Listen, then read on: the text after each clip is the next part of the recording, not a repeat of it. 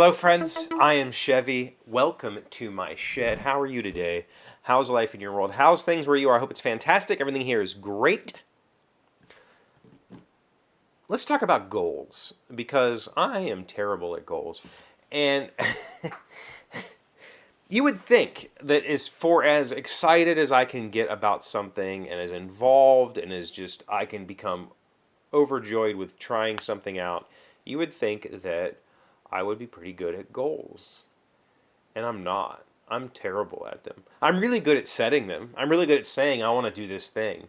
I'm just absolute horse pucky at following through on any of my goals. And so when it happens, when I succeed at a goal, it's as much of an excitement for achieving my goal as it is a pondering of, well, why this time? Like, why? What was it about that goal? Month or two ago, I told you I had set a few things into motion at the start of the year. I had started to journal more frequently. I think I told you about that. If I didn't, last year I started kind of this. I found this app and I was using it to try to keep track of my, not necessarily goals, but like my life stuff. And it was kind of like a micro journal. And this year I decided to really kind of, every time I picked up my phone and didn't have a purpose for picking up my phone, meaning that I wasn't answering it, I would try to put something in the journal instead of just browsing, whatever. I also used it to help track my morning routine, which most days I'm up between 5 and 6, and I will meditate for a little while if possible. Some days I don't meditate. I try to do it every day, but I don't really keep track of that. I just let that be a thing that's part of my life. I have coffee. I do my back exercises. So back exercises is something that I was tracking with this thing. Uh, and all of that kind of, it for a while, it'll hold my interest. And it'll be like, this is cool. Let's do the thing. But eventually it just stops. Like I have a really hard time. I think it's not necessarily the goal that's the problem. It's that I don't form habits very easily. Like I've heard you do it for 60 days and it becomes a part of your life. No, that's not true for me. It's never been true for me. I've never had a habit, Even when I was a smoker in my teens and 20s, it wasn't a habit. It was just something I enjoyed doing. Like it wasn't, I would forget to smoke for a week. Like it just, and then the next week, I would smoke 2 packs a day or whatever. Like I'm not good at habits. I'm not good at doing something repetitively over and over again. We've been talking about, our cleaning habits because we're clean. If you come to my house right now, I wouldn't be embarrassed, but there are aspects that we could be better at. We could vacuum more often. We could dust more often. We could wash our sheets more often and do the towels more often. There's like parts of it that are, we would like to be into more of a routine instead of waiting for us to go, oh, that needs done. It should have, we should have just, done more maintenance, I guess, more maintenance cleaning and less cleaning. Uh, and so, like at some point over the last few years, I have just become that I think working from home has made this much more possible for me.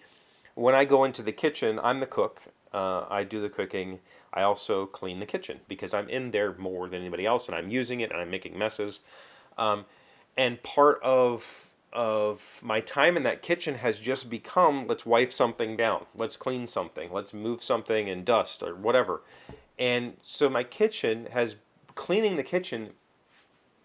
I hesitate to call it a habit because it wasn't a conscious thing to say I'm going to clean the kitchen every time I walk in there. It just is something that I started doing, and now it's kind of regular. I'm not going to say it's a habit, but it's something that I think of now when I go in there and go, well, I should wipe this down or move. I see some crumbs, so that means let's just clear the counter and wipe the whole thing down. When I use the restroom, I try to clean the toilet off every time. It's just something that I try to do so that I don't have to have that. If you were to come to my house, I wouldn't have to have that mad rush of, oh, I got to go clean the toilet and clean the bathroom sink and get things straightened up for you or whatever. I've been working on weight this year. Not necessarily like I don't have a target. I'm not trying to hit X pounds or lose X pounds or whatever. I just want to look good in my wedding photographs. I don't want to have a belly. I don't, I want to look good. I'm marrying a beautiful woman who is significantly younger than me, and I don't want to. I already have the age, problem. I'm already old, and I've got the gray hair of an old man. I don't want to look like a slob on top of that. So I've been trying to be more conscious about what I eat. I think that's the real answer. I'm not trying to lose weight. I'm trying to be more conscious about what I eat and when I eat. I've been doing the fasting thing now for 4 years, and that's been working really well for me. There are times when I would eat too much, even though I'm only eating twice a day, and I'm eating 6 hours apart or whatever, and then I don't eat for the next 17 hours or whatever, however many. I don't know how days work. There's still an opportunity to overeat and have too many calories, and that causes weight gain. And I was having that problem over the last year. I just started eating more for some reason, so I've been trying to cut back on that. And I've been losing weight, and I'm not stepping on the scale every day and judging myself or doing anything crazy. I'm just saying, listen, eat more thoughtfully, and it's working, right? I've lost weight. I've lost a significant amount of weight in just a couple of months. And so I think that the lesson that I'm trying to learn from all of this is consciously saying, I'm going to do X. I'm going to set this goal, and that's the thing that I'm going to do. Doesn't work for me. It's not the way I do things. I think the better option is to say, I would like to achieve this. Not a goal, but like, I would like to be more thoughtful about what I eat. That's it. The side effect of that is that I'll lose weight, I'll be healthier, I'll have better gastrointestinal, function, and possibly brain function from that, because we know there is a link there. Or I'm going to be more responsible about my living spaces. Not saying I'm going to clean 10 minutes a day, because I think that those are traps. And then when I don't do it, when I said I was going to write every day, I haven't been doing that lately. When I don't do the writing, I skip that first day, and then I skip that second day, and it's still fresh in my mind that I've skipped.